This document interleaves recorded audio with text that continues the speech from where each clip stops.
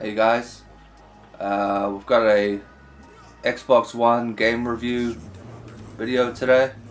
We're reviewing Xbox One games, some disc-based games that I own, and reviewing the Xbox One overall as a system, whether or not it's worth it in 2025.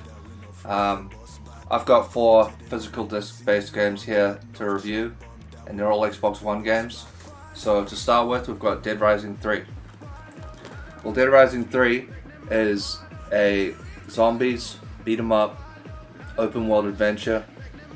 You team up with your allies and basically craft weapons and bash a bunch of zombies, and it's down to killing as many zombies as possible. You get to ride in cars, ride over the zombies.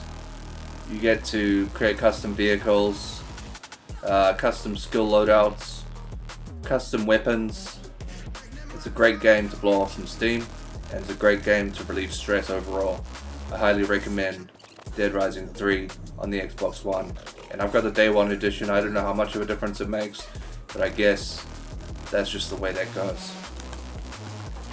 The next game is Grand Theft Auto 5. Now, Grand Theft Auto 5 is self-explanatory. You know this game. I'm sure most people know this game. If you don't know this game, then I don't know where you've been, because everybody knows what Grand Theft Auto 5 is. Now, there is the GTA 6 coming up. I won't talk much on that. There's not really much to say about that, but Grand Theft Auto 5 has a campaign and an online mode. The online mode is GTA Online. It's great fun. You can make money, buy a house, buy cars, do heists with other players, and it's just a great open world experience to play multiplayer and online. The campaign is great. It's got a great story. It starts off straight into the action, and Grand Theft Auto 5 is a great game overall, and I highly recommend it on Xbox One. I would highly recommend, if you get an Xbox One and you need to get games, that you get Grand Theft Auto 5 as one of them. The next game is The Witcher 3 Wild Hunt, which I haven't played much of, but I've seen videos and watched a lot about the game itself. It's basically an open world RPG. You play as this guy here. On the front here is the main character, and you have weapons like swords and armor, and you basically slay beasts for other people and kill monsters. There's a huge story in this game, and I've got the Game of the Year edition, which has the expansion pack Blood and Wine and expansion pack Hearts of Stone, including 16 DLCs. It's by CD Projekt Red, and if you're looking for an open world RPG and want to have a lot of fun playing it, so I've just gotten into the beginning of this game, and I got up to the part where you kill the Griffin boss, and it's a lot of fun because you have special skills in this game, magic skills, and you can throw fire at enemies, you can paralyze them, you can slow them down, and there's various difficulty levels from easiest to harder, and it's a great game overall to enjoy as a solo experience. There's no really online play. You can't really team up with other players or anything like that, but you can chat away on party chat on your Xbox One or on Discord while you play The Witcher 3 Wild Hunt. It's a great game. I highly recommend it. Great graphics, great character design, and great story. Now, Rise of the Tomb Raider I've played a little bit of, and it's basically a Tomb Raider game. It's set in an open world with levels and puzzles and a great story. You get to play as Lara Croft. She does tomb raiding expeditions, and it's a beautifully hostile world as described. You get to explore deadly tombs and engage in guerrilla combat, so you can use anything from a melee weapon to a gun to a bow and arrow. It's great. Overall, it's a great game and a great world, and has absolutely amazing graphics. I highly recommend Rise of the Tomb Raider in 2025 and beyond. Overall, the Xbox One is a great system. This is my Xbox One controller, and it has a 1.3 teraflop GPU with a Jaguar processor, 8 gigabytes of DDR3 RAM, and it's capable of running all of the best games. I know it's not as updated as, say, a Series S or a Series X, but the Xbox One is a great choice in 2025, and I highly recommend it if you're on a budget to get this console and make the most out of it by enjoying the quality of games. I highly recommend using a television to play the games. The television is just my preference. It's also my personal recommendation to play on a television. I would highly recommend you play on television in order to enjoy this game.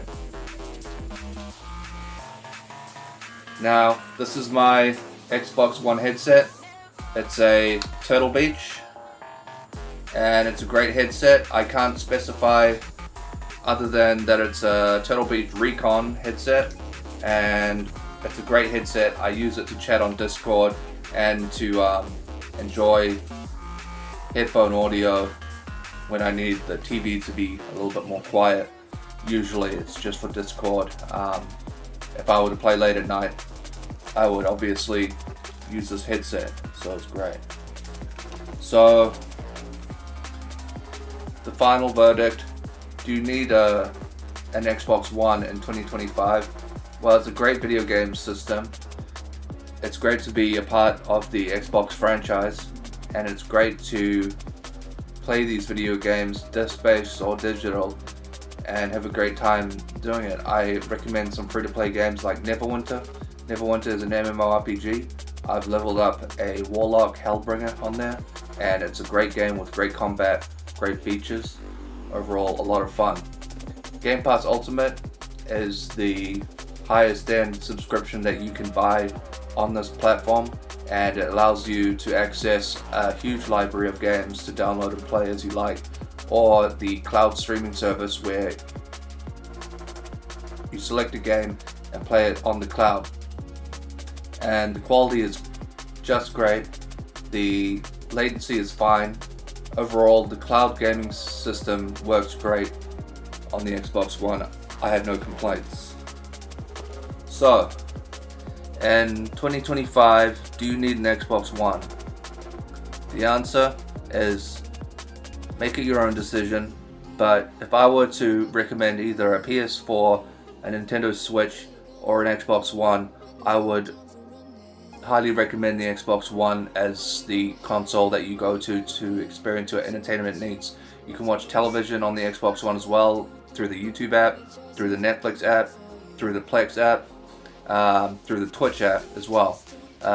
Overall, it's a great system, and there's a lot of fun to be had on the Xbox One. So peace out, guys. I hope you had a good one. This has been my talk about the Xbox One and some of its games. The Game Pass Ultimate subscription is great. There's also Game Pass Core, which is a cheaper alternative. It includes some downloadable games from a library selection, and I would highly recommend the Xbox One to anyone looking for a raw form of power that is simplified and easy to play on a reasonable budget if you don't feel like spending as much on an Xbox Series X, or even the slightly cheaper Xbox Series S, which also has its, downsides. Some of the downsides of those consoles are mainly the price, but also the disc-based games cost a lot more. It's harder to find used games, but if you're lucky and know where to look, either way, you'd be fine. I highly recommend the Xbox One in 2025. So peace out, guys. Have a good one. That was my review of some of the Xbox One's games and the Xbox One system itself. Overall, I give the Xbox One a 4 out of 5 stars, and it's great fun overall, and I hope you guys enjoyed. Peace out, guys. Have a good one.